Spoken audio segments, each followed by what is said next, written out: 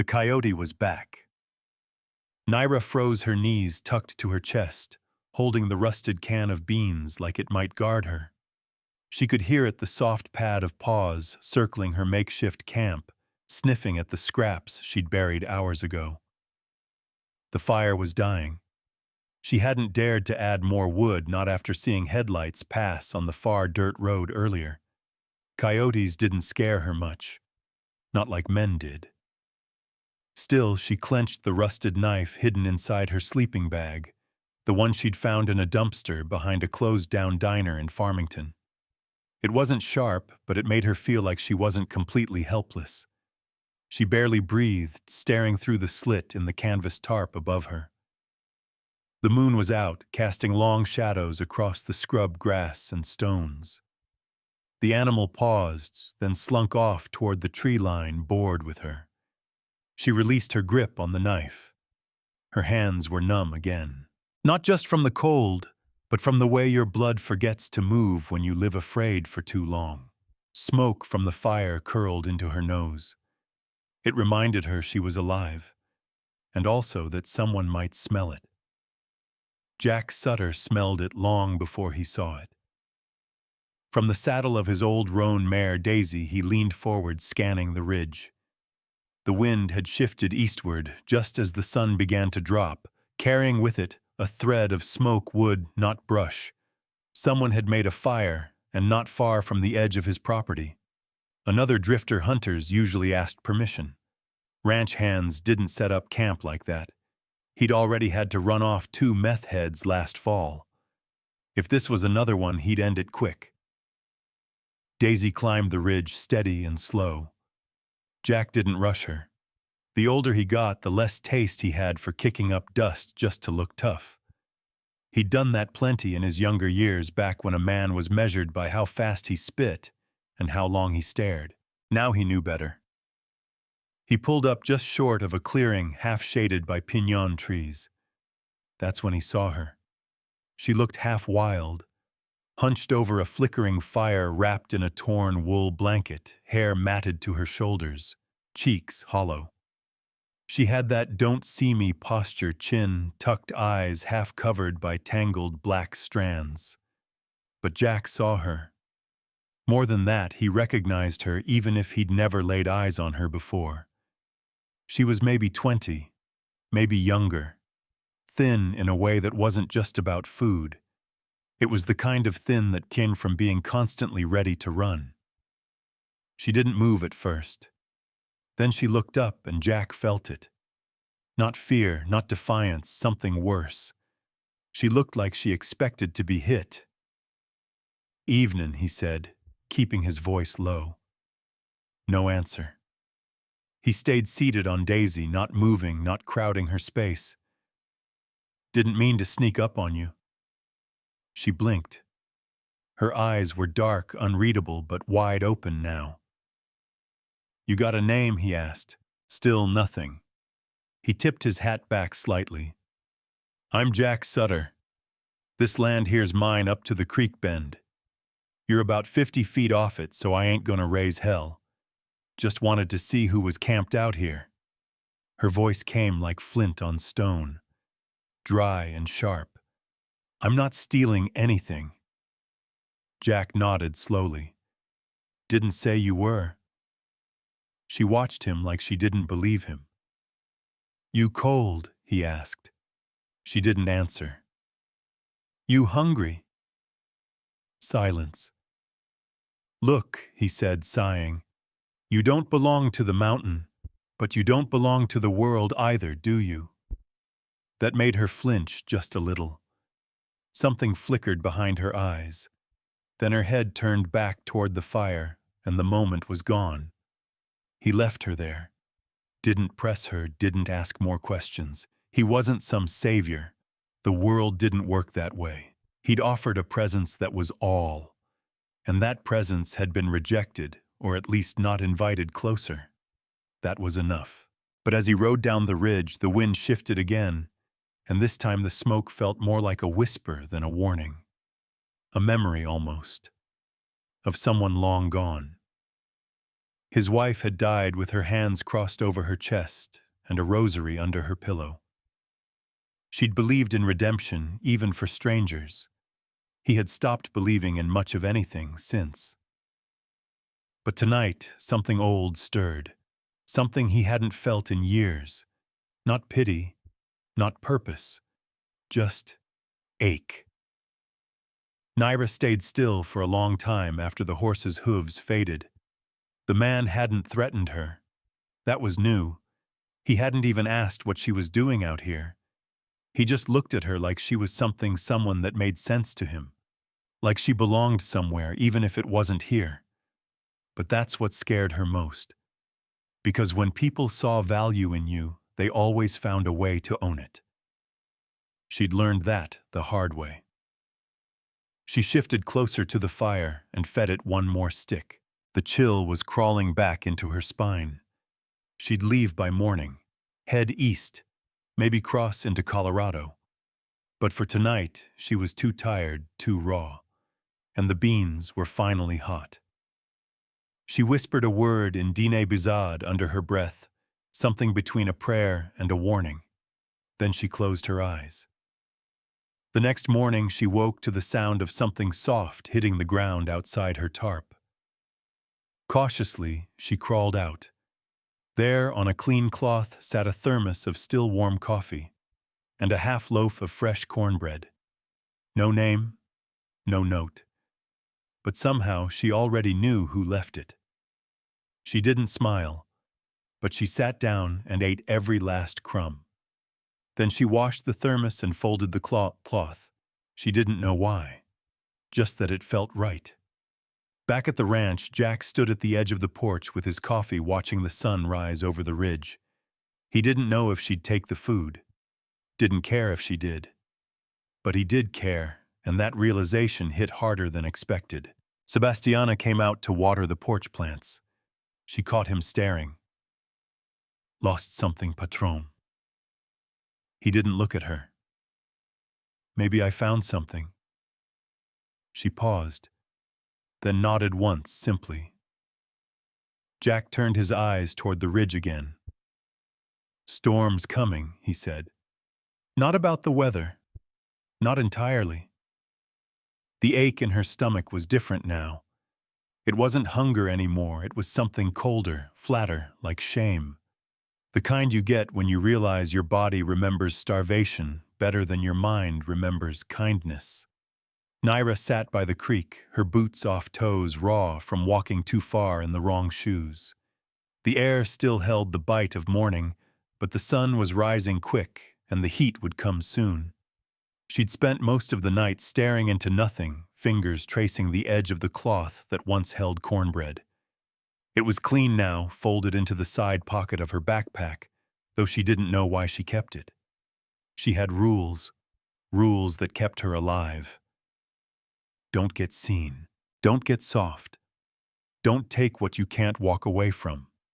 And yet here she was, sitting in a place she shouldn't be, letting a stranger leave her food without throwing it back. That was how it started. That was always how it started. People fed you, looked at you too long, made you feel like a person. Then came the asking, or the taking, or worse, the pretending. She knew how the story went. She'd lived in enough rooms with locks on the outside, in enough homes where her bed was the floor, and her value was whatever chores she could finish before the yelling started. People don't care how you ended up broken, they just don't want to trip over your pieces. The words echoed in her head like they were burned there. She pulled her knees up, hugging them tight. Her body had grown used to the cold, to the hunger, to the silence. But this little flicker of warmth of someone seeing her and not flinching, this was dangerous. The man, Jack, he had rancher's eyes, steady, no nonsense. Not soft, but not cruel either. He hadn't stared at her like a lost cause or a stray animal. He'd spoken like she mattered, like she was allowed to exist. That alone unsettled her more than the coyote's eyes ever had. And now he'd fed her. It wasn't much, just a square of cornbread and coffee. But it meant something, and that something was more than she could afford. Still, she hadn't run. Not yet. She should have. Her life since 17 had been a string of halfway homes cold, basements, back porches, and church charity lines. She'd spent one summer sleeping behind a highway rest stop, pretending to be deaf to keep men from talking to her. Another winter she bunked in an abandoned horse trailer until the wind blew it over in a storm. Before that, before freedom, there was the foster house, her last one. A woman named Colleen had taken her in white, bitter, and overly religious in the way that used guilt like a leash. Colleen made it clear from day one that Naira was a burden, a check from the state, and a mop for the floor. There were rules in that house, too. Say grace, don't talk back, and never ever mention the bruises. The husband, Earl, was worse. Slower in his anger, but more dangerous for it. He never hit her where people could see. Always the ribs, the thighs, the back of the neck. When Naira turned 18, the state stopped paying. Colleen packed her things into a trash bag and threw it onto the lawn. Time's up, she said. Find Jesus or find the streets. Naira chose the streets, and she swore she'd never be someone's burden again. By midday, she was back at the clearing, though she told herself she was only passing through. The fire pit was cold, the ashes scattered. Nothing new had been left. Good, she told herself. No more food, no more kindness, no more threat of attachment. But when she crawled into her tarp shelter, she found something under the blanket. A bar of soap, new, still wrapped, and next to it, a hair tie. That did it. She stood so fast, she kicked the coffee can over. Her heart pounded like a warning drum. She stepped out of the tarp eyes, scanning the ridge. No one, just wind in the trees. She picked up the soap, turned it in her hands, like it might bite. It smelled like pine and citrus. There was no note, no message. Just care. But care in her experience was the first stage of ownership. She shoved the soap into her bag and kicked dirt over the fire pit. She would leave tonight. She had to. At sunset, she made her way along the slope, backpack slung across her shoulders, coat zipped to her chin. She didn't have a destination, just the urge to move, to stay one step ahead of anyone who thought they owed her something now. She hadn't gone far when she heard the whinny of a horse behind her. She turned, fists clenched. It was him again. Jack. Riding slow, not trying to get too close. His hat pulled low reins, slack in his hands. "You running?" he asked. She didn't answer. He stopped a few paces away and waited. "I didn't mean to scare you," he said. "Didn't leave those things to make you nervous." She squinted. Why then? Jack scratched his jaw. "Figure a person deserves to wash their hands. Tie their hair back if they want." She stared at him.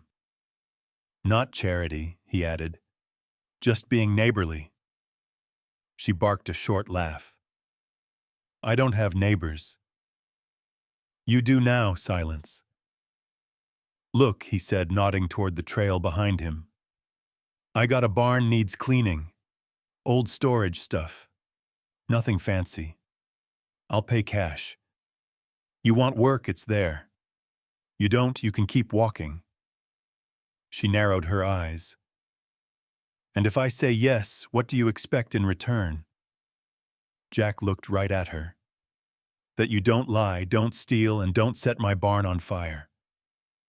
That was it. No leers, no conditions, no hidden meanings. She looked at the ground.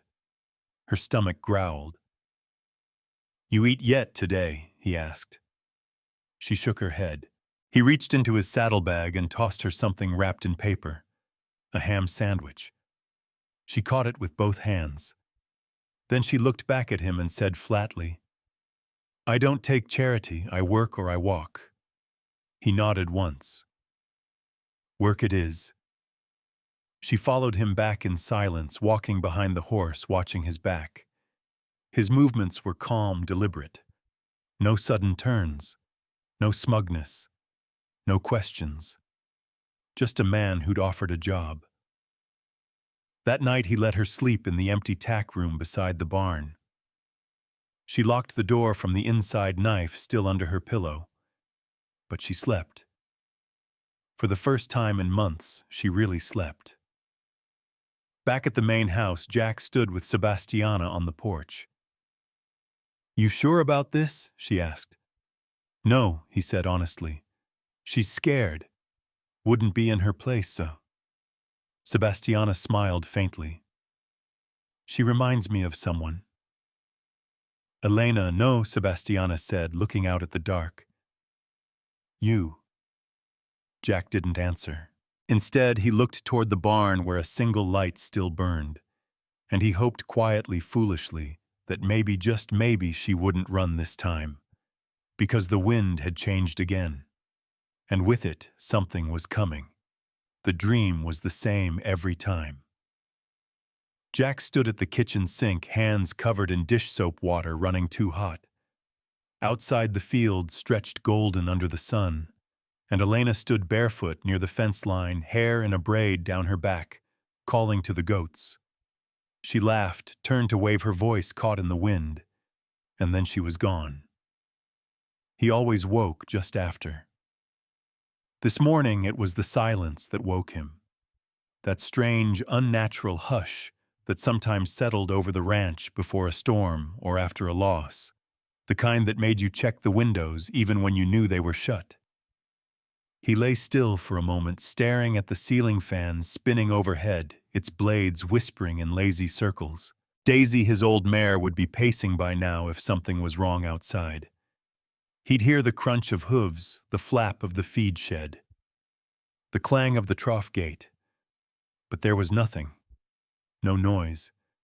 No breath beside him. No morning humming from the bathroom like there used to be. He sat up slowly. Not lonely, exactly. He'd made peace with that part. But there was a weight to the air lately. Something shifting. In the kitchen, Sebastiana had already left the fresh tortillas wrapped on the counter. She'd gone out early to check on the chickens. Jack poured his coffee black and walked out to the porch. From this side of the house, he could see the barn and the light in the tack room. Still on. She hadn't run. It had been 5 days since the girl Naira she'd told him, finally short and clipped, had started working. She kept to herself, barely spoke, but didn't slack. She cleaned the barn in half the time he expected, sorted his old tool shed without being asked. She even helped Sebastiana unload feed without complaint. But she still locked the door every night. Still jumped at sudden noise. Jack didn't blame her. He knew what ghosts looked like. He'd seen them in the mirror enough to recognize them in someone else. Later that morning, he found her up by the north fence stacking broken boards. She didn't turn when he approached. "You fixed all this already?" he asked. She nodded. "Didn't ask you to." "You didn't have to," she said. Her voice was quiet but firm. She had that tone people got when they were used to being dismissed, like every word was measured, double-checked, rationed. "You get any sleep?" he asked. She shrugged. "Nightmares." Her jaw tensed, and he regretted asking. "Never mind," he said. "Forget I said anything." He handed her a wrapped bundle. Inside, tamales. Warm, fresh. She blinked. "These from Sebastiana." Jack nodded. "She said she's tired of you pretending you're not hungry." That earned the smallest twitch at the corner of Naira's mouth. Not quite a smile. Not yet. He leaned against the fence post. "You know," he said after a moment, "it's not that I'm lonely. It's that silence has got too many voices in it. She looked at him then, really looked. I know the feeling, she said softly. That afternoon, Maribel Cruz arrived. Jack had called her 2 days ago to ask about some vaccines for the calves, but mostly he figured it was time. Elena would have done it earlier, made the introductions, broken the tension. He wasn't good with people. Not anymore. Maribel stepped out of her old Jeep sunglasses, pushed up into her hair braid, falling over one shoulder. She was a firecracker of a woman, sharp eyes, sharper mouth, all heart. She hugged Jack without asking and glanced toward the barn. That her? He nodded. She's skinnier than you said. I didn't say much. Maribel gave him a look. Exactly. Naira didn't like the look of the nurse. Too put together. Too quick with her eyes. Maribel approached like someone used to not being trusted and patient enough to earn it. I'm Maribel, she said. Friend of Jack's. Friend of Elena's. Naira blinked. His wife, she passed a few years ago, Maribel said, voice gentler now. I still come by sometimes. He pretends it's for the animals. Jack, standing a few steps back, grunted. Naira crossed her arms. You here to check on me? Maribel tilted her head. Would you be okay with that? No. Fair enough. They stared at each other for a moment. Then surprisingly, Naira said, You can check the goats first. Later, Maribel joined Jack on the porch, while Naira hosed down the feeding troughs. She's been through hell, Maribel said. Jack nodded. I figured. She won't tell you. Not now. But it's in the way she doesn't look at doorknobs. The way she sits facing exits. The way she eats fast like someone might take the plate away. I don't want to push her. You won't have to. Maribel sipped her coffee. She's already watching how you treat silence. That tells her more than your words. Jack stared into the fading sunlight. Think she'll stay? Maribel shrugged. Depends what staying means to her. That night, Jack sat with his old photo album open on the table. He turned to the page with Elena laughing in the snow, a goat wrapped in a scarf beside her. She'd been wearing that same red coat when she died. He closed the album gently. He hadn't believed in signs for years. But lately, something in the air felt different. Not better. Just possible. Naira lay in the tack room, the tamales eaten her stomach full for the first time in days. She stared at the ceiling. She could still leave. She always could. She kept the knife close the boots by the door, the backpack half-zipped. But something was tugging at her. Not the food. Not even the safety. It was the way Jack stood still when she panicked. The way he didn't fill silences with apologies or explanations. The way Maribel didn't ask permission, just offered presence. And that woman in the picture in the hallway, the one with the braid and the open smile, someone who'd clearly made space here before. That space hadn't been closed. Not really. Not yet. Outside, a wind picked up, rattling the barn walls. And Naira didn't flinch. Rain came hard the next morning, hammering the tin roof of the barn in heavy, stuttering rhythms. It sounded like it wanted in. Naira sat on an overturned bucket in the back stall, a pile of old saddle blankets beside her, sorting through the layers for anything salvageable. Most of them stank of mildew and mouse piss. Still, she folded the least worn ones into a neat stack. Her sleeves were rolled up past her elbows, forearms speckled with dust and dried hay. Her back ached, but the movement helped. It kept her grounded, kept her from spiraling too far into memory. The storm outside made everything feel close and claustrophobic. She hadn't seen Jack all morning. Sebastiana had brought her a cup of coffee and a bowl of eggs. Before sunrise, muttered something about fixing a busted gutter at the house, then left her alone again. Alone was better, usually. Still, every now and then Naira would glance toward the barn doors, half expecting someone to barge in and tell her time was up, that she'd overstayed her welcome, that she needed to pay for the tamales, the soap, the roof. Instead, the door creaked open slowly, and Jack stepped in with his boots soaked to the ankle. He carried a cardboard box under one arm. "Thought you might need these," he said. She wiped her hands on her jeans, stood still, as he set the box down near her feet. "What is it?" "Odds and ends," he said. "Books, tools, some of Elena's old stuff." She frowned. "You want me to sort through her things?" He shrugged.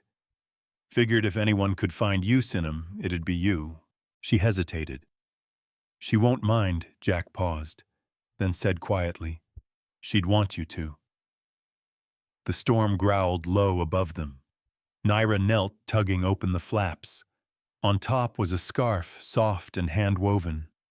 Below it a few faded notebooks, the kind that looked like they'd held grocery lists or garden plans. At the bottom, half buried, a wooden box with carvings along the lid. She touched it carefully. "You okay if I look inside?" she asked, eyes flicking up. Jack nodded once. "It's yours now." Inside she found postcards, dried flowers pressed in wax paper, and a single sealed envelope with his name on it. She froze. "This is for you, I've read it." She looked at the envelope again. The paper had yellowed at the edges, but the handwriting was steady, graceful. He walked toward the door, then paused, hand on the frame. "If you want to read it, you can," he said, voice rough. She never believed in keeping words buried. Then he left. Naira sat for a long time before she broke the seal. "Jack, if you find someone who needs a roof more than a reason, give them mine. You always told me the land was for working. I still think it's for healing. Sometimes those are the same thing. Don't be afraid to open the door. Some people knock without knowing it. Love you always." She folded it back into its envelope with hands that trembled slightly. There was no pressure in the note, no demand, just quiet encouragement. Naira wasn't used to that. She set the letter aside and looked down at the scarf again. Something inside her softened and scared her at the same time. She worked the rest of the day without talking to anyone. That night the rain eased, but her mind didn't. She stood in the barn doorway, staring at the porch light flickering across the yard. Jack sat outside as he often did after dusk, a mug of something warm in his hands. She didn't know what pulled her feet forward. She only knew she didn't want to be alone with her thoughts anymore. Halfway across the yard, she nearly turned back. But Jack saw her and didn't move, didn't say a word. Just set the mug down beside him and waited. She sat. Not close, not far. They watched the stars blink open above the clouds. After a long silence, he spoke. "She used to sit right there," he said, nodding toward her seat. "Elena. Every night." Naira kept her eyes forward. "I found that box a year after she passed," he said. "Didn't open it. Couldn't." "Why now?" He took a breath, exhaled slow. "Maybe I got tired of being the only ghost here." She tilted her head. "She sounds kind." Jack smiled faintly. "She'd have driven you nuts. Never sat still. Always had some project going, bread quilts, poetry.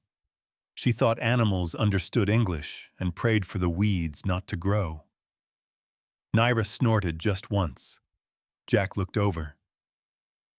"You got someone like that family?" She shook her head. "Friends." Another shake. "Then you're overdue," he said. She turned to him, suspicious. Overdue for what? Someone in your corner. The air felt heavier after that. Or maybe it was just her chest. I don't trust people, she said. Not because I want to be alone.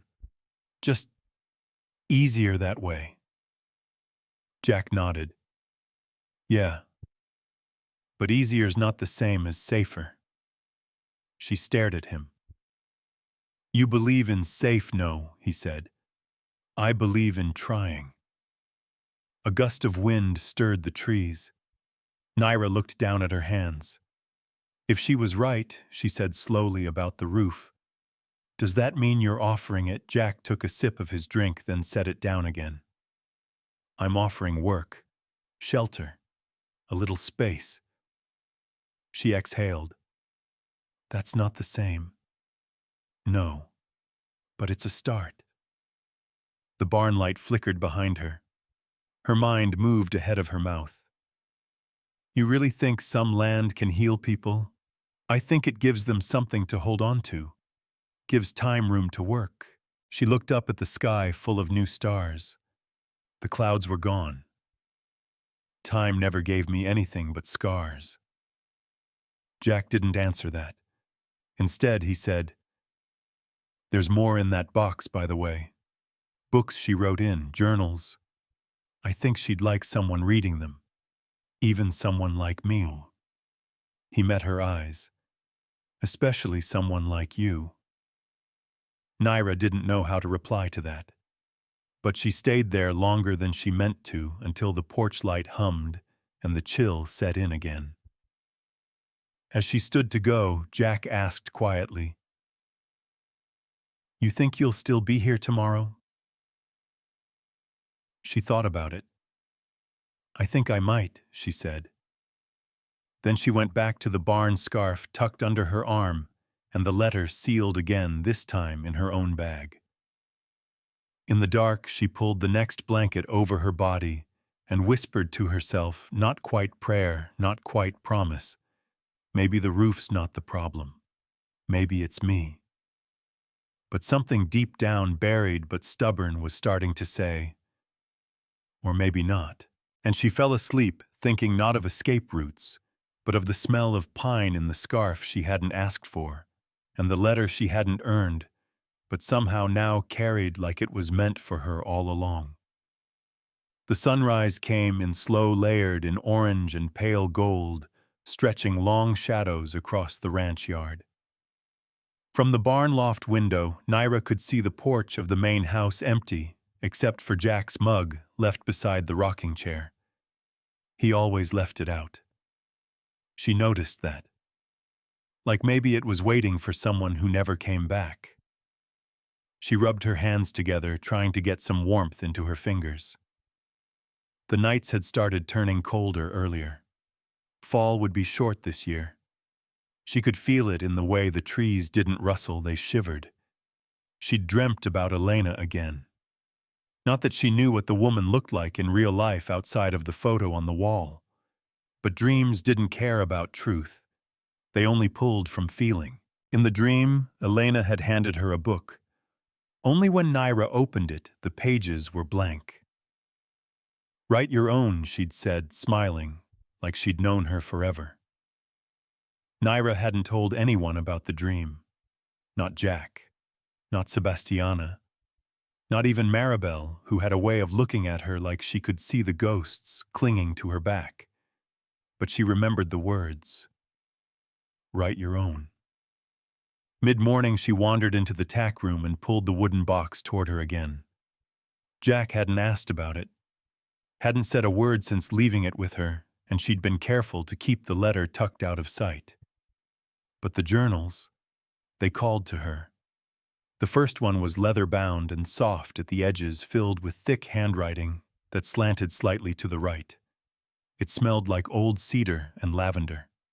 Elena's words were like water. Calm, steady, quietly, shaping everything they touched.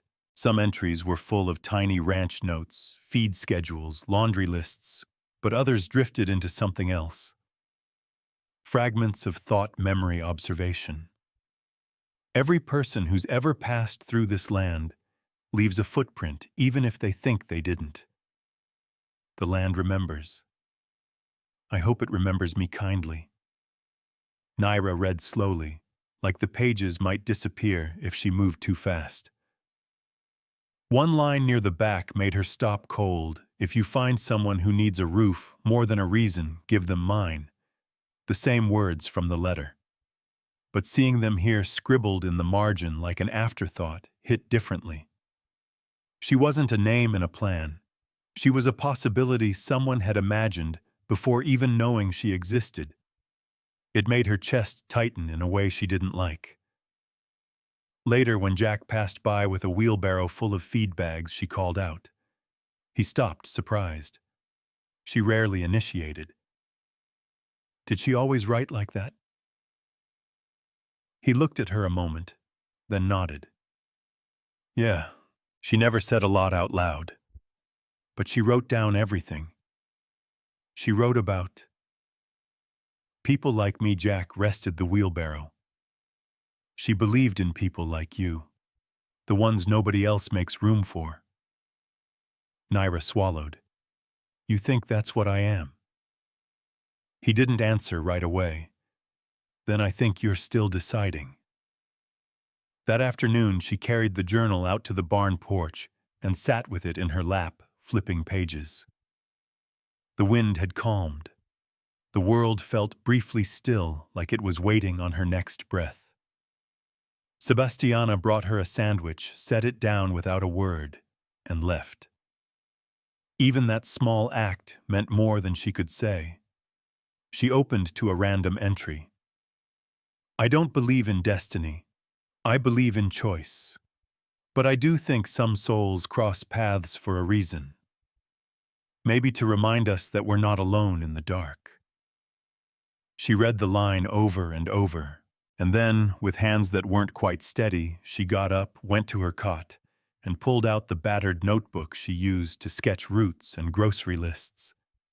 She tore out the old pages and began to write. Her name, her mother's name, her aunt's voice.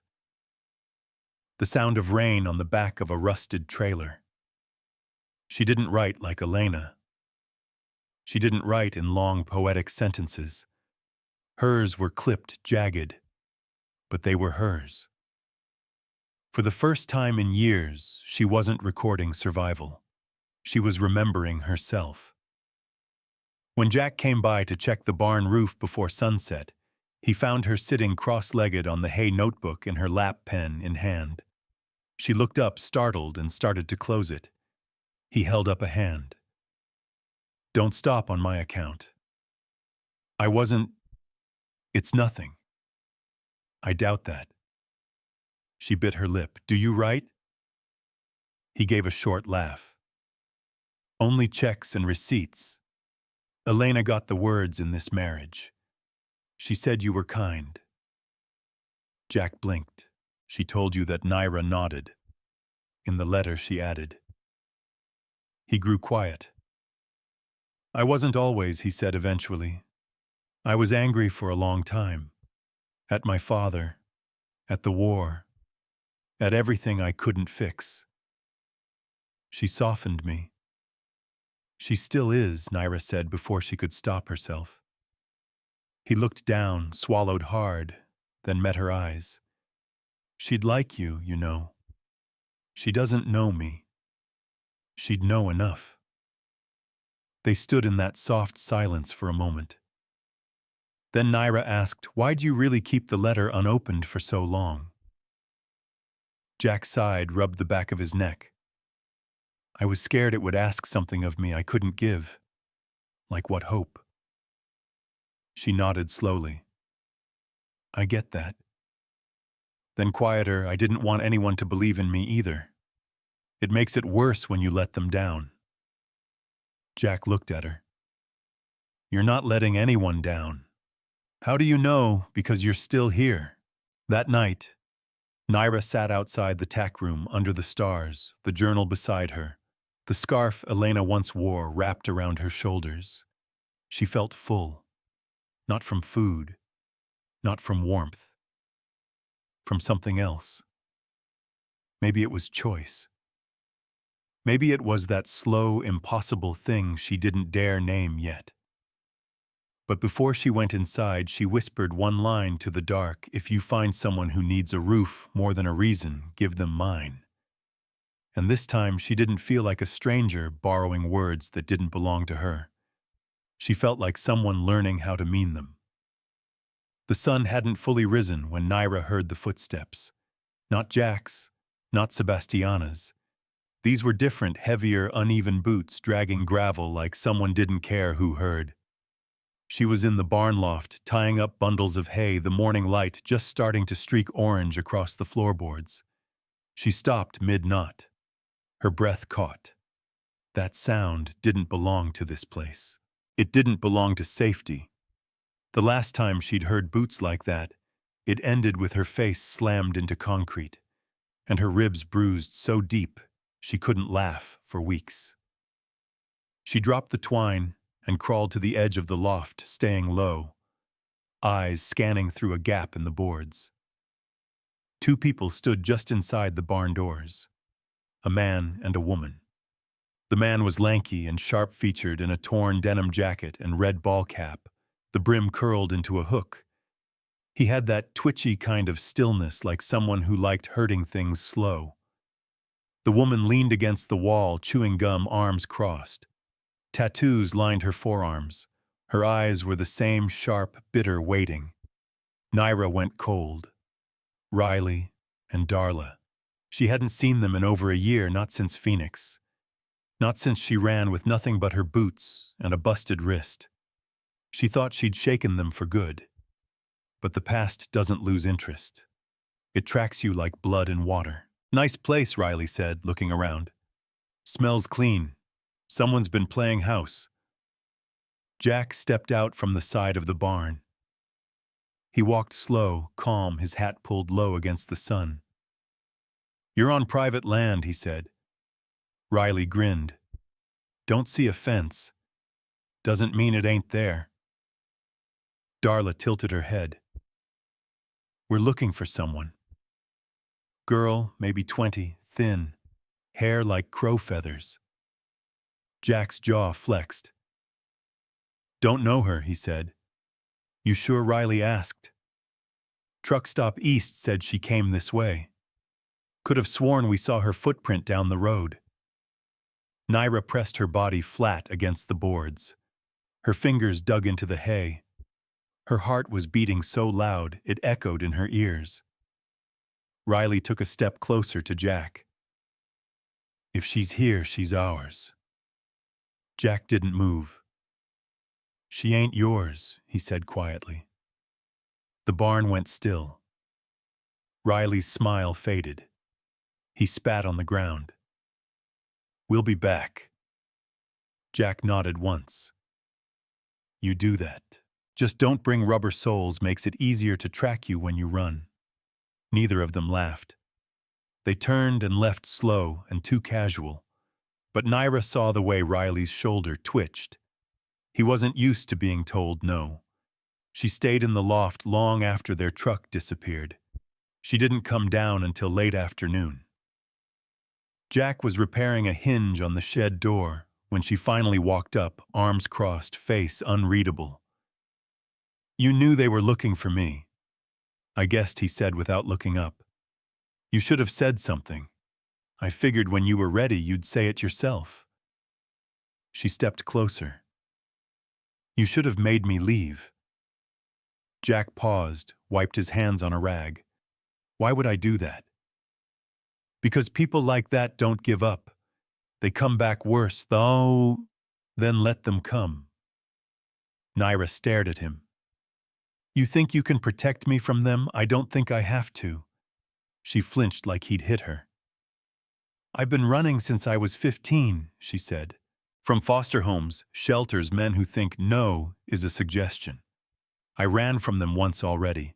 I didn't win. I just got away. And now," her voice dropped. "Now I'm tired."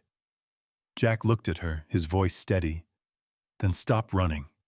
Her laugh was bitter. "It doesn't work like that. You can build a new life, but it doesn't stop the past from banging on the damn door. No, Jack said, but you don't have to answer it alone. She turned her back shoulders tight. You don't even know what I've done, who I was with, what I let happen. He didn't ask, didn't push. You're here now. That's enough. She spun around. Why are you doing this? Because someone once gave me a reason to stop punishing myself, he said. And I'd like to pass that on. You don't owe me anything. I don't believe in owing. I believe in showing up. That silenced her.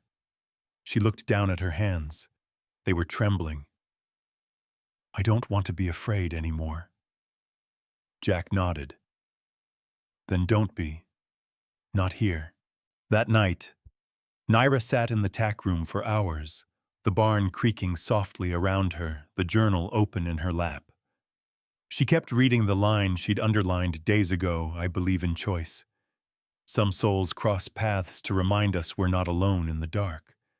Elena had believed that. Jack had lived it. Maybe it was time she tried to believe it too. She took out her own notebook and started a new page. Not a list, not a map, not an escape route, just a title, What I Survived, What I'm Becoming. She didn't write more, not yet.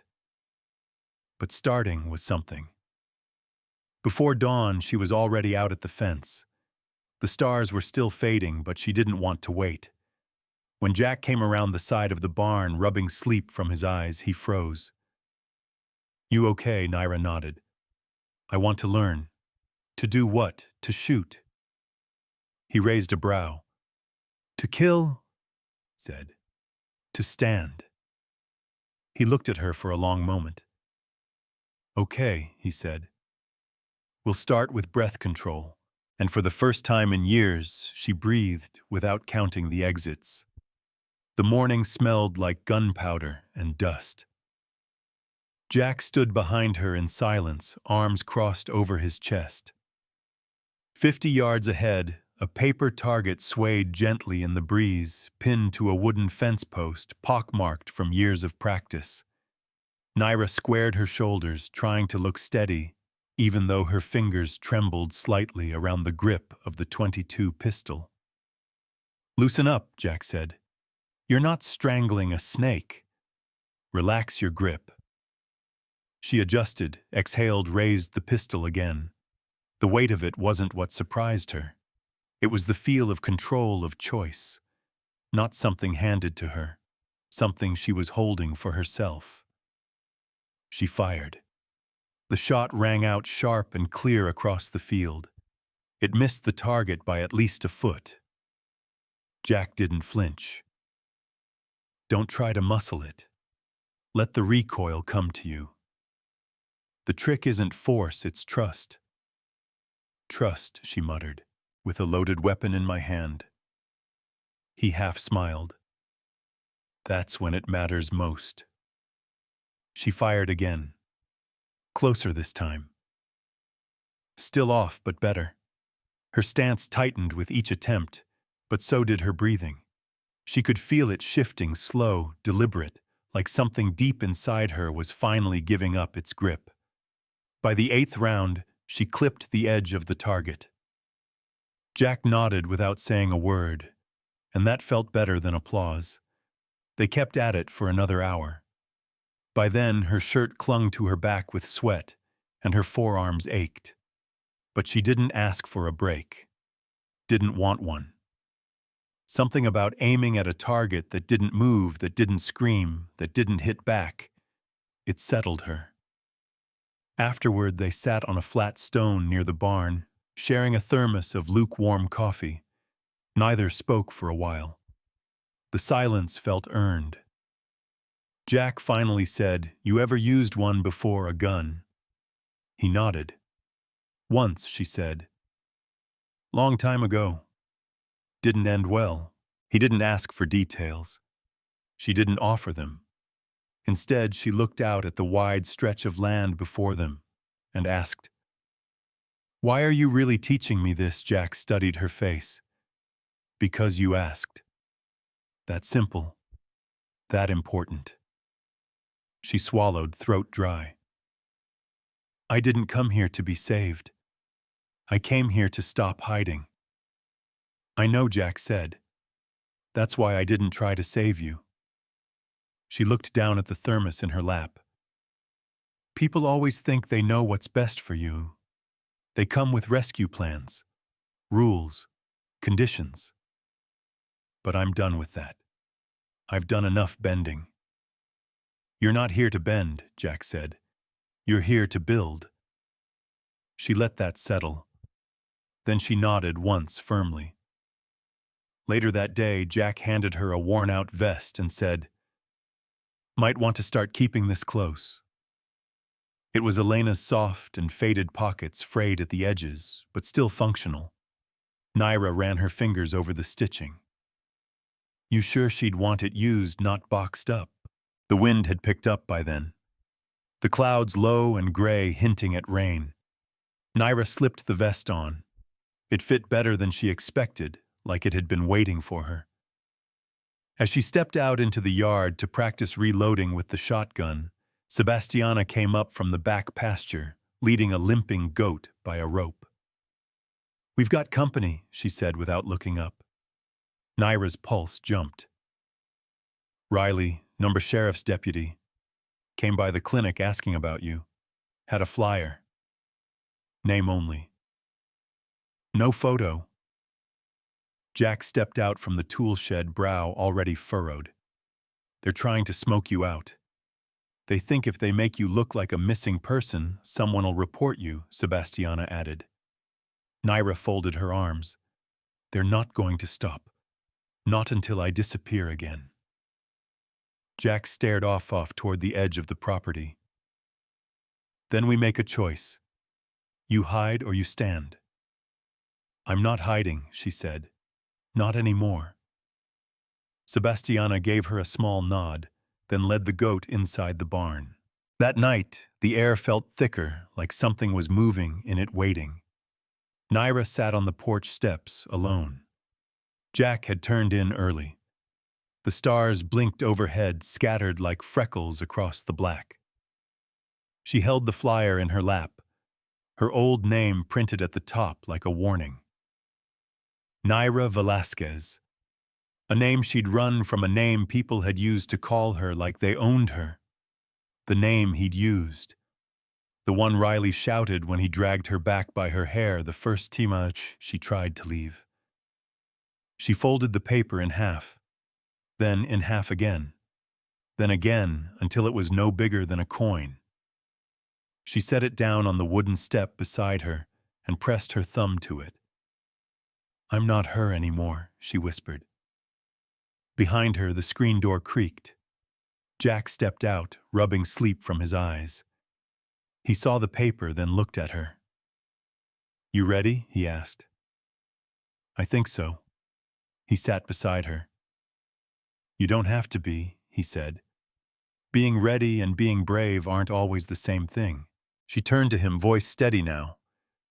If they come again, I want to be the one who answers the door. Jack nodded. You won't be alone. A beat passed. Do you think it's possible, she asked, to be something new, not just something rebuilt? Jack stared into the dark. I don't know, but I think you already are. The next morning she woke before dawn and walked the perimeter of the ranch with the rifle slung across her back. It wasn't fear that drove her steps. It was presence. Ownership. At the ridge, she stopped near the grave. Elena's. No stone. Just a wind chime and a single tree with bark worn smooth where someone leaned often. Naira crouched down beside the tree. I know you didn't know me, she said. But you saw me. You left space for someone like me. I'm trying to be worth that. The chime clinked softly in the breeze. Just so you know, she added, standing slowly, I'm not going anywhere. And for the first time in her life, those words didn't sound like a threat. They sounded like a beginning. The day started with stillness so sharp it felt like a held breath. The sky was overcast, low with gray clouds that threatened rain but never delivered. Naira stood at the edge of the pasture watching the cattle graze like nothing in the world had shifted. But something had. She could feel it in her chest, in the way her skin prickled like lightning was near. Jack had gone to town with Sebastiana for supplies, leaving her alone on the ranch for the first time. Maribel was due later, but for now it was just her, the wind, and the weight of a past that might come barreling up the road any minute. She had the shotgun slung over her shoulder, same as every morning now. But today it didn't feel like a practice run. Today it felt like waiting. She walked the fence line twice before heading back to the barn. Every gate was latched. Every door was locked. Still, the unease didn't leave. Inside the tack room, she picked up her notebook, the one she started days ago. The pages were half full now, messy with fragments. Stories. Names she hadn't said out loud in years. Lines she didn't know were still buried in her head. He only called me beautiful after he hurt me. Sometimes surviving feels more like losing slower. I'm not scared of dying. I'm scared of being invisible again. She flipped to a blank page and began to write, pressing hard with the pen, like carving the words into the paper would make them more real. Then she heard it, the rumble of tires on gravel. Not the slow, familiar rhythm of Jack's truck. This one was louder, faster, aggressive in the way it chewed up the road. Her stomach dropped. She stood, moved to the side window. A black pickup screeched to a stop just outside the gate. 2 doors opened. Riley and Darla. They didn't knock, didn't call out. They just started walking toward the barn. Naira grabbed the shotgun, checked the chamber, and stepped outside before her mind could talk her out of it. Her boots hit the dirt hard. Her heart was louder than the wind. She didn't wait for them to get closer. That's far enough, she yelled. Riley stopped mid-stride, eyebrows raising with amusement. Well, hell. Look who finally found her voice. Darla stood behind him, arms crossed, mouth curved in a smirk. You've got 5 seconds to get off this land, Naira said. Riley clicked his tongue. See, that's the thing. You don't get to tell me what to do, not when you still owe me. I don't owe you anything. You owe me your damn life, he spat, taking another step forward. I picked you off the street, fed you, gave you a roof. You bought me, she said flatly, then tried to sell me. The words came out clearer than she expected, like truth had been waiting behind her teeth all this time, ready to burn through. Riley's face darkened. You think this place changes what you are? No, she said. It reminds me what I'm not. She raised the shotgun slightly, just enough to show she wasn't bluffing. Darla shifted her weight. You won't pull it. You ain't got that in you. Naira looked straight at her. I don't have to shoot to win. I just have to make sure you don't leave the same. Riley laughed sharp and bitter. You gonna kill us in front of your new cowboy family. That rancher knows who you really are. You tell him how you used to help me cut deals, how you stood guard while I stop, she snapped. You think you're better now, he snarled. You're just a stray someone cleaned up. Naira's fingers tensed around the stock.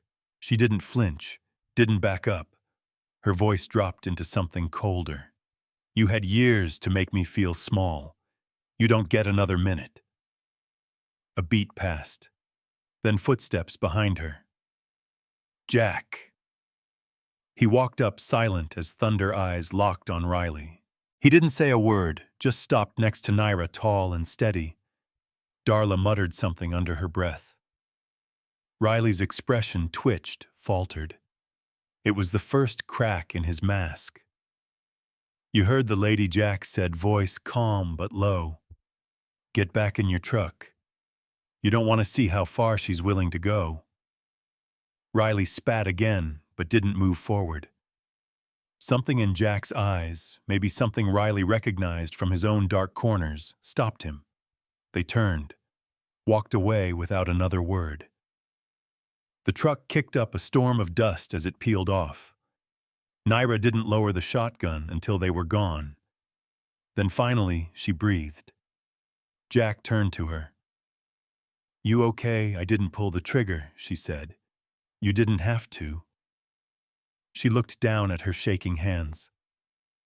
I thought I would. But you didn't, he said. That's strength, not failure. They walked back to the porch in silence. She sat down on the top step, setting the shotgun beside her. Jack didn't go inside.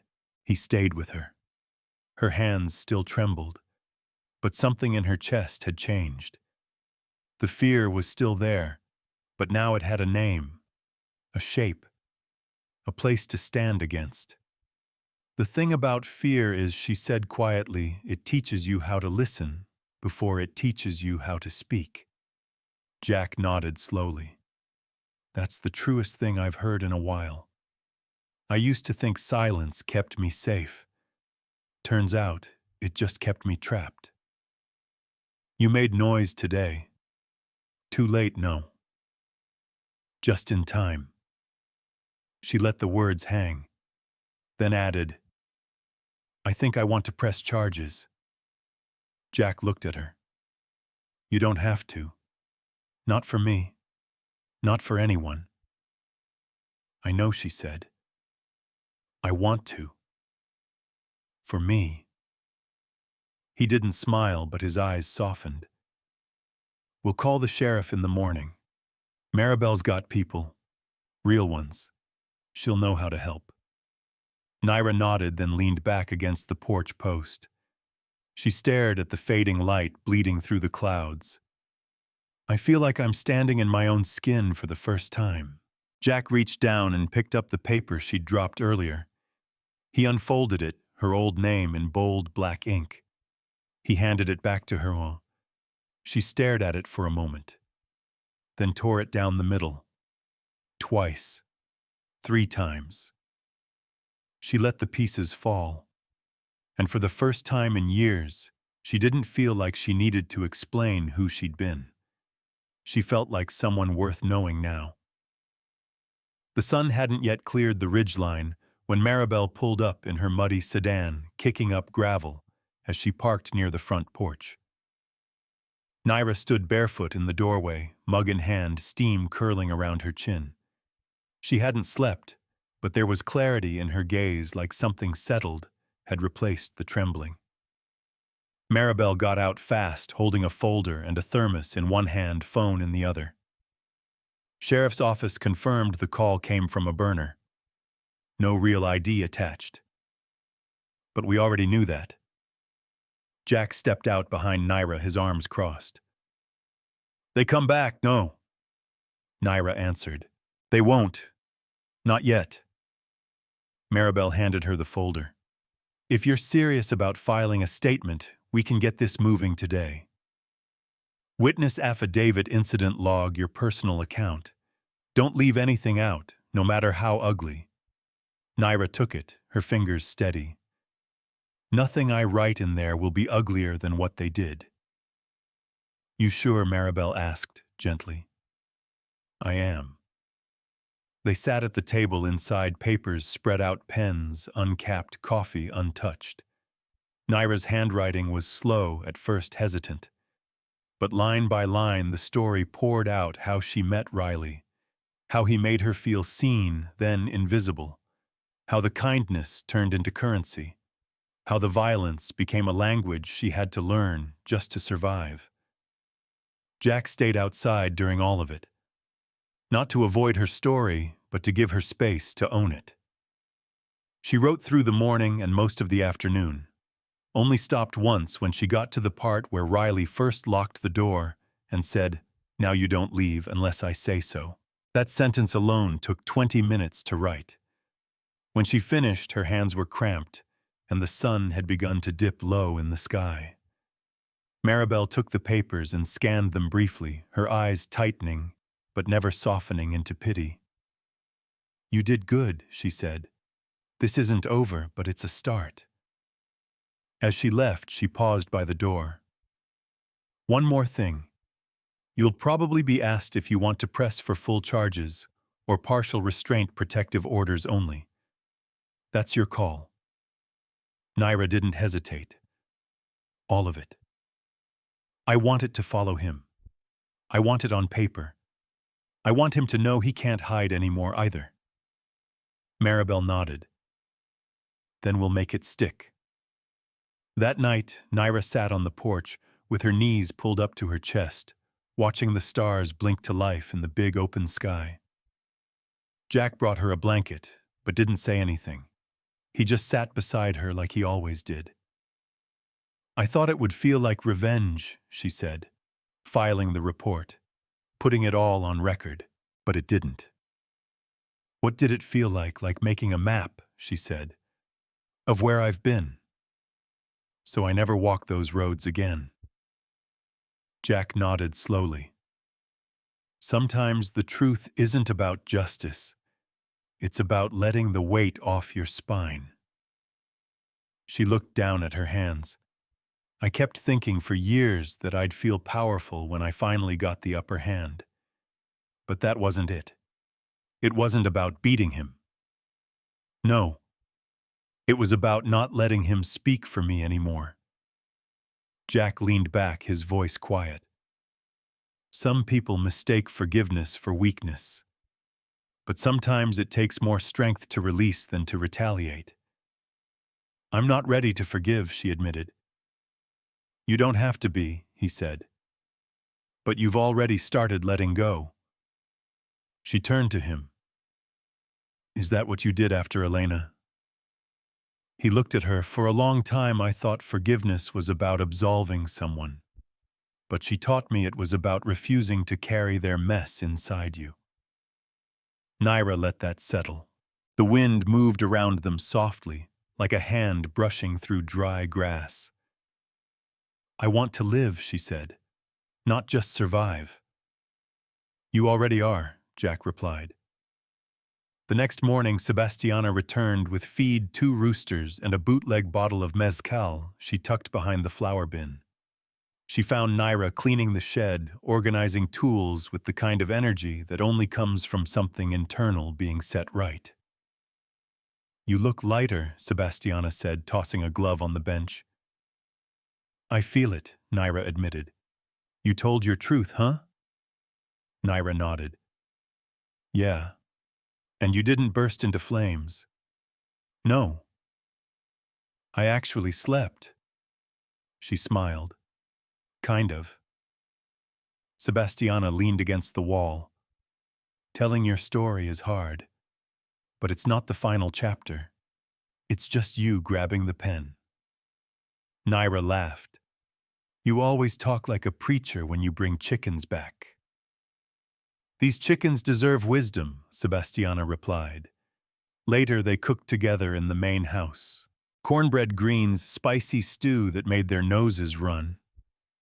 Jack stayed out of the kitchen mostly on purpose, but every now and then he'd step in and grab a bite while pretending to check the door hinges. Maribel came back before sunset with updates from the sheriff, charges filed pending warrant, and a formal statement scheduled with a caseworker in the next week. "This is moving faster than expected," she told Naira. "He's got a record. Prior complaints. One of them from another girl who disappeared before yours. They never connected the dots until now." Naira stiffened. "Did she survive?" "They don't know," Maribel said. "But they're looking again. That matters." Naira nodded. "It matters." That evening, Jack brought out an old guitar, the strings slightly warped from years of neglect. He tuned it by ear, playing slowly, until the melody filled the porch like something older than memory. Naira closed her eyes and let herself breathe in the warmth of it, a sound that didn't demand anything, just existed, like music should. After a while, Jack stopped playing. "Got a question for you," he said. "Shoot. You ever think about what comes next?" She looked at him. "You mean like, after this, after the case, yeah." She thought about it. "I used to think about leaving, running, starting over somewhere nobody knew my name. But now. She took a breath. "I want to stay. Maybe help. Maribel said there are more girls. If I can be someone who helps them speak." Jack smiled softly. "That sounds like something worth staying for." It is. The stars were bright again that night, brighter than she remembered them being since she arrived. Naira stood in the yard barefoot in the cool dirt and looked up. No more hiding. No more waiting to be hunted or found. No more carrying someone else's sins. Just space and breath, and the sharp, quiet beginning of something hers. The knock on the door came just after sunrise, not the kind that demanded not a pounding, just 3 firm, steady taps, enough to pull Naira from the half-sleep she'd slipped into on the couch, curled beneath an old quilt with her boots still on. She sat up slowly, heart already ticking faster. She glanced toward the window, caught sight of a pale blue sedan idling by the front gate. Government plates. Jack stepped out of the kitchen, coffee in one hand, shotgun in the other. He raised an eyebrow. "Should I answer that?" he asked. "No," Naira said, pushing the quilt off her legs. "I'll do it." The woman on the porch looked too polished for this landscape slim suit jacket, low ponytail eyes that had seen too much and never blinked. She held a small leather folder against her chest and introduced herself as Agent Devin McCrae, State Task Force on Missing Women. "We've read your statement," McCrae said, stepping into the front room, "and we believe you're a key witness in a larger investigation." Naira didn't sit. "Larger." McCrae opened the folder. Inside were photos, blurry stills from surveillance cameras, mugshots, names Naira hadn't heard in years. But the faces, she remembered them all. Riley and his associate Darla appear to be part of a transport ring that's operated across 4 states. "We've been trying to build a case for over a year. Your testimony is the first solid link." Jack set the shotgun aside, but his eyes never left McCrae. "I'll testify," Naira said before the agent even asked. McCrae nodded. "You'll be protected. But it won't be easy. He's going to fight it. I'm not afraid of that anymore." That wasn't entirely true, but it was true enough to move forward. The days that followed blurred with preparation calls with lawyers, transcripts, detailed interviews with people who didn't flinch at words like trafficking and coercion. The investigation pulled at old wounds, cracked open new ones. Maribel stayed close, reading documents over Naira's shoulder, helping translate when the legalese got thick.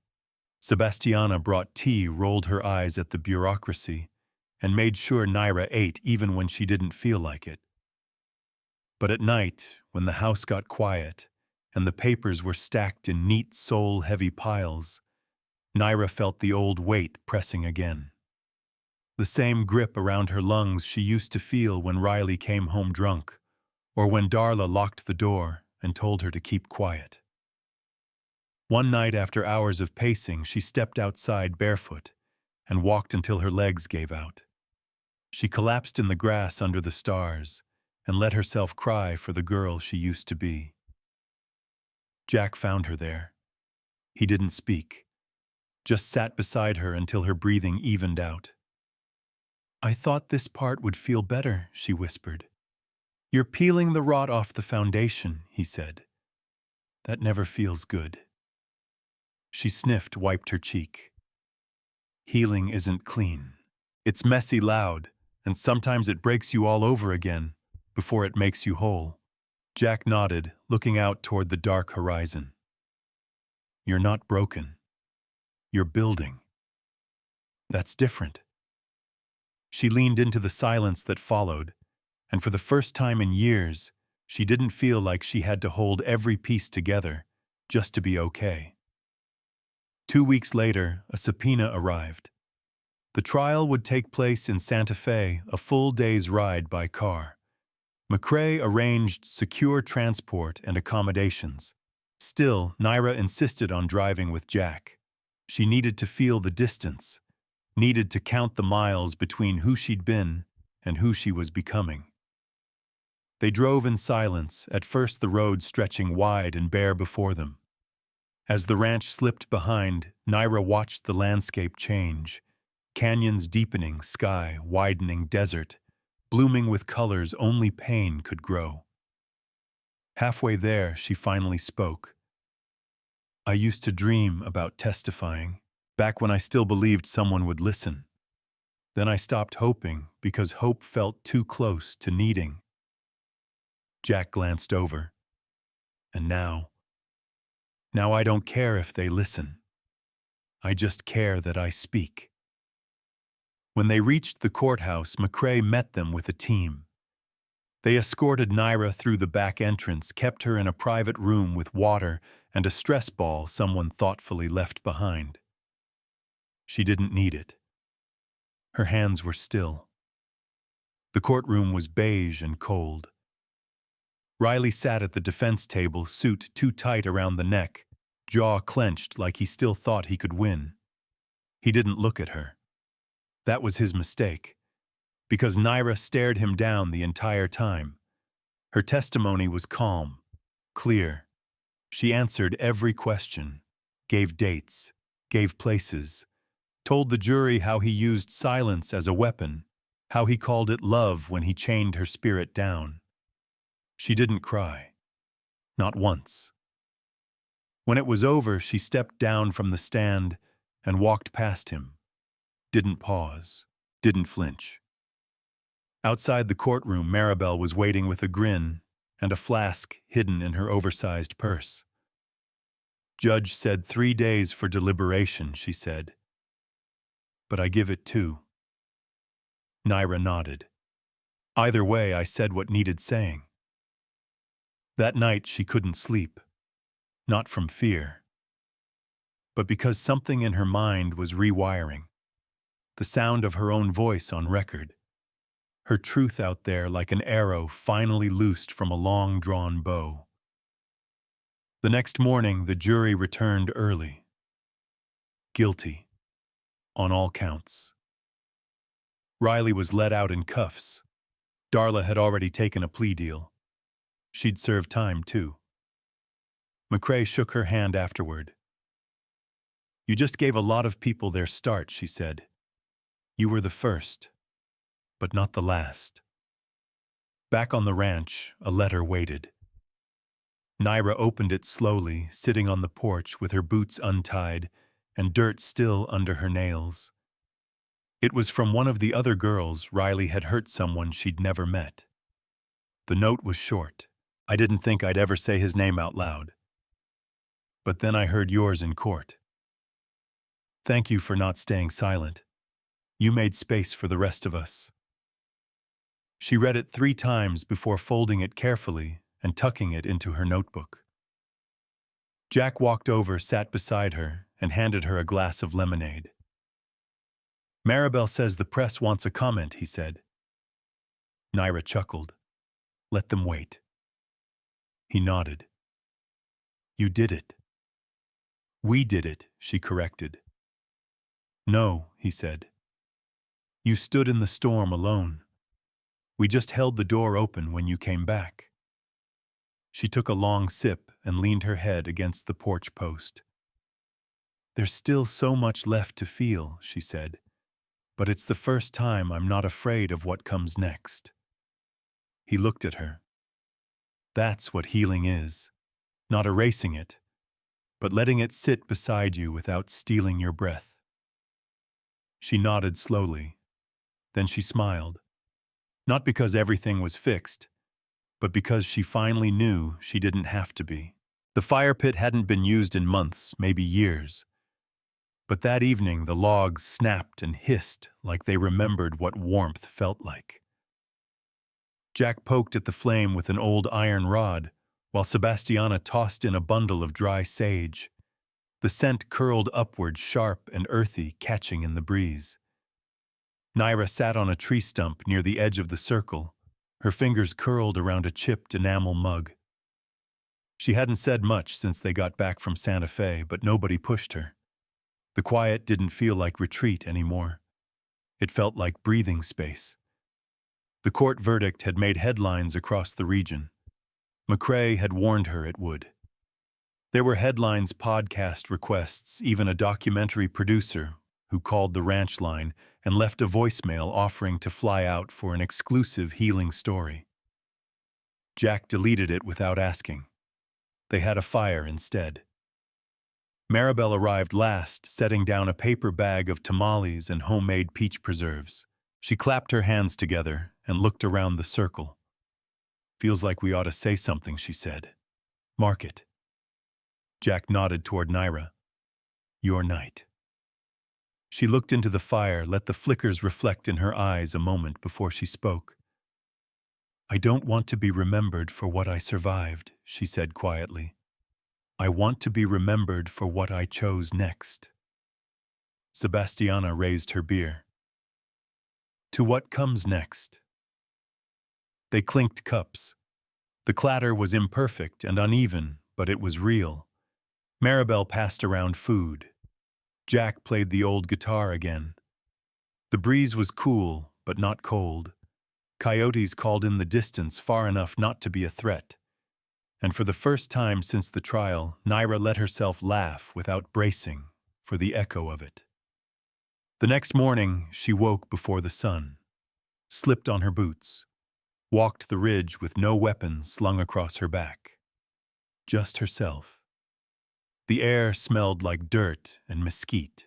Her footsteps kicked up small clouds of dust as she walked toward Elena's tree, the old one with the wind chimes still hanging tarnished now with rust. She crouched beside the roots. "I did it," she whispered. "It didn't fix everything, but it unknotted something inside me." She paused, touched the earth. "I thought I'd feel like a new person. Turns out I just feel more like myself."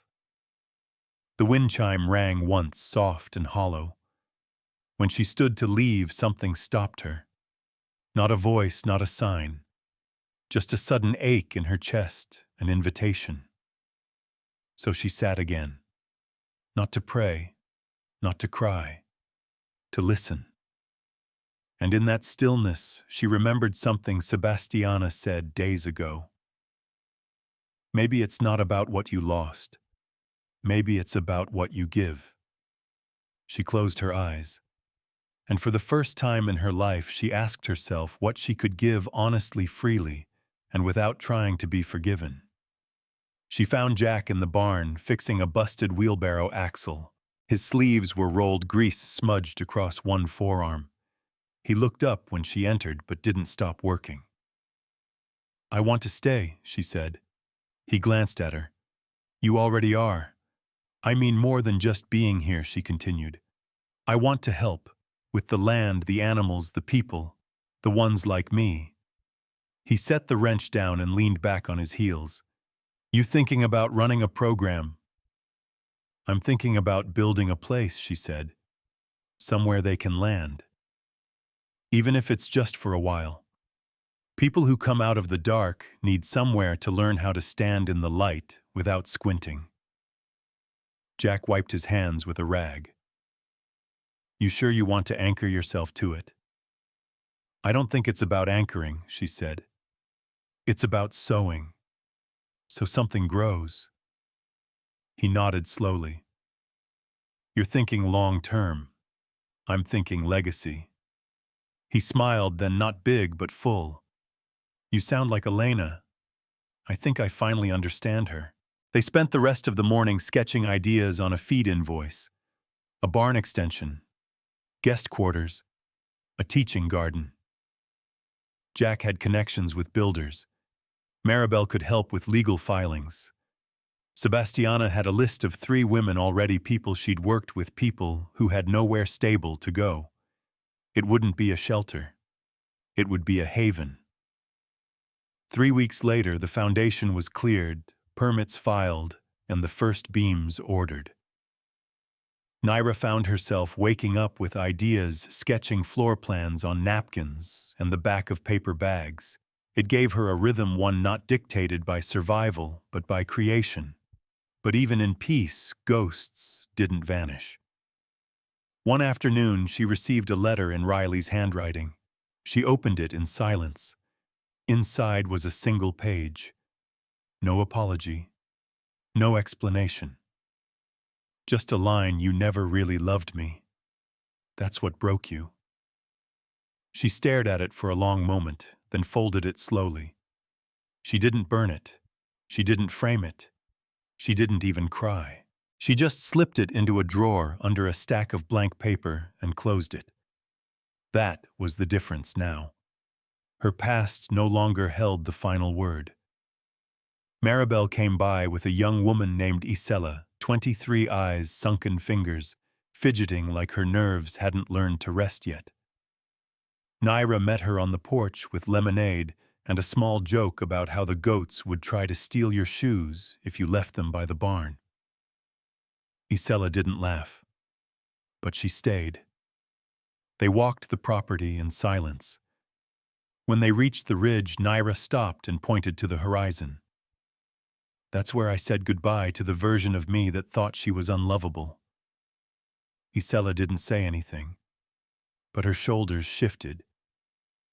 Just a little. Later, as they sat under the porch light, Naira watched her pick at her sleeve the way she used to. She didn't ask questions. She just let the quiet sit between them. Then she said it. "Sometimes the only way to move forward is to give what we never got: softness when the world gave us stone." Isela glanced at her, and finally she nodded. Just once. But it was enough. By the end of the week, Isela helped paint the inside of the guest house. She didn't talk much, but she hummed low, tuneless, but constant. Naira smiled every time she heard it.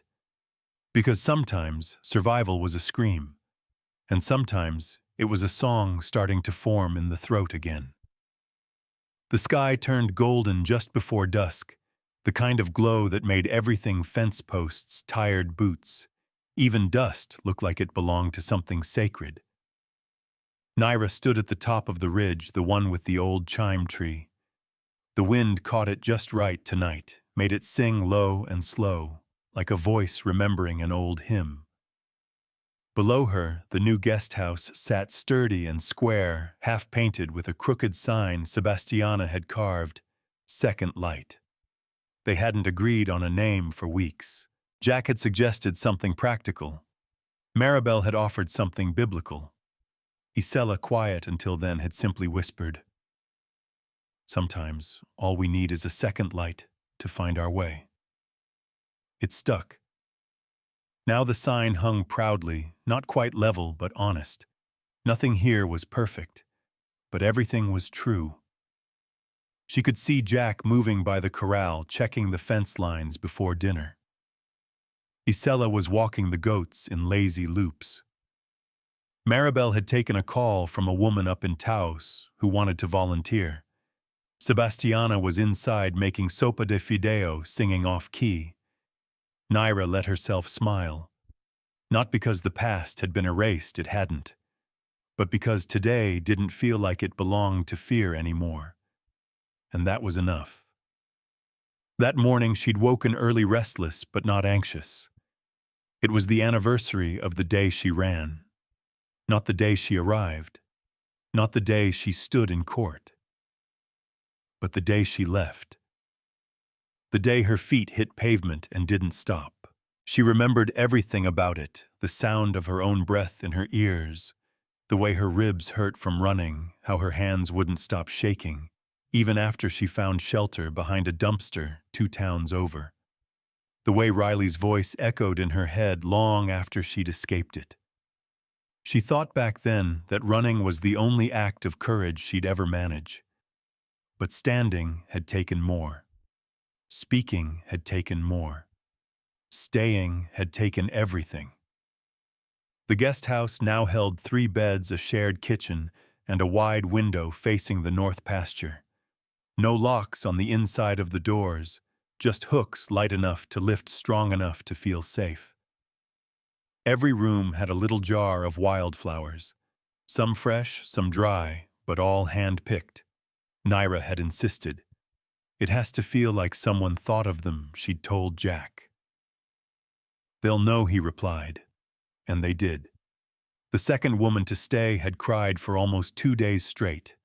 Said nothing. Ate little. Then one morning she walked outside and said, "Can I help with the horses?" Naira had nodded past her a brush and didn't ask anything else. That was the quiet pact they had here. No one had to speak first. No one had to explain to be seen. They just had to arrive. One afternoon, Isela brought home a stray dog, mangy, tired ribs showing. Naira had frowned at first, but the animal followed her like a shadow. They named him Echo. He doesn't bark, Isela had explained. Just listens. But he knows where to sit. Echo slept on the porch now, always facing the road. It took Naira a long time to write the last page in her notebook. The one she'd started back in the tack room, filled with jagged thoughts and half-formed memories. She'd stopped writing after the trial, afraid of what the end might look like. But the words came one night, slow but steady. I am not what happened to me. I am what I chose to build from it. She closed the book and didn't open it again. It lived now in a drawer beside the letters. The one from the other survivor. The one from Riley. A few from herself, written in moments when she needed to remind herself she was still real. She kept them all. Not to dwell, but to witness.